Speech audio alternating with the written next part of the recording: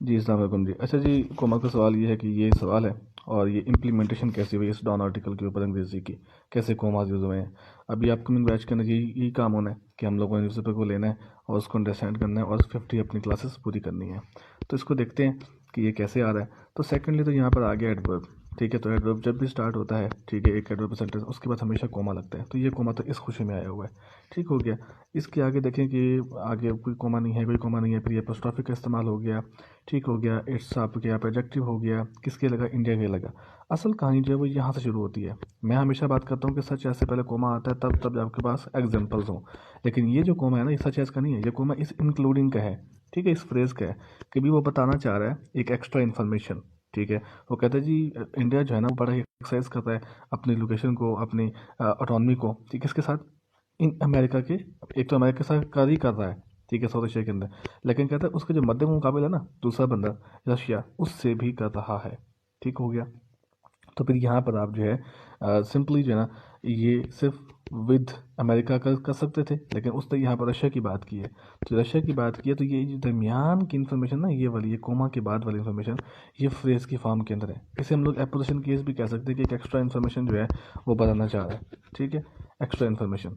तो extra information हमेशा दो कॉमा के दरमियान में आती होती है, ताकि उसको निकाल के टुटा मार के बाद में निकाल दे, सेंटेंस के अंदर फ़र्क बिल्कुल भी ना पड़े।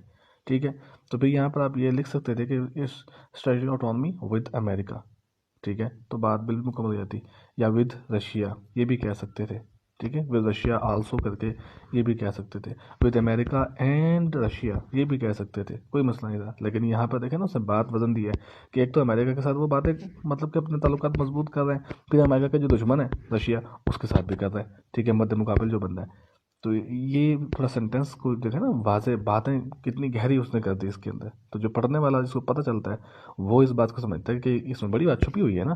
सिंपल बात लिखता कि अमेरिका और रशिया, तो बात में इतना वजन नहीं होता। लेकिन अभी देखेंगे कितना वजन पड़ गया बात के अंदर। तो ये सच ऐसे पर जो कोमा है, ये सच ऐस वाला नहीं है। ठीक है, ये कोमा जो है ये इस इंक्लूडिंग टाइज वाला है, जो कि एक्स्ट्रा इन्फॉर्मेशन की बात कर रहा है।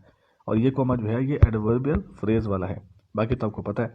और ये जो बिकॉज ऑफ यहाँ पर आया हुआ है, इसे भी हम एडवर्ब कहते होते हैं। ये किसको मॉडिफाई करता है, ये आपका वर्ब यहाँ पर मेन कौन सा, ये अडॉप्ट। ठीक है, ये अडॉप्ट जो है यहाँ पर, ये वाला अडॉप्ट, ये इसको मॉडिफाई करता होता है। और भी बहुत सारी चीज़ें हैं, लेकिन ये सिर्फ 4 लाइन्स के अंदर मैं आपको 25 टॉपिक निकाल के दिखा सकता हूँ।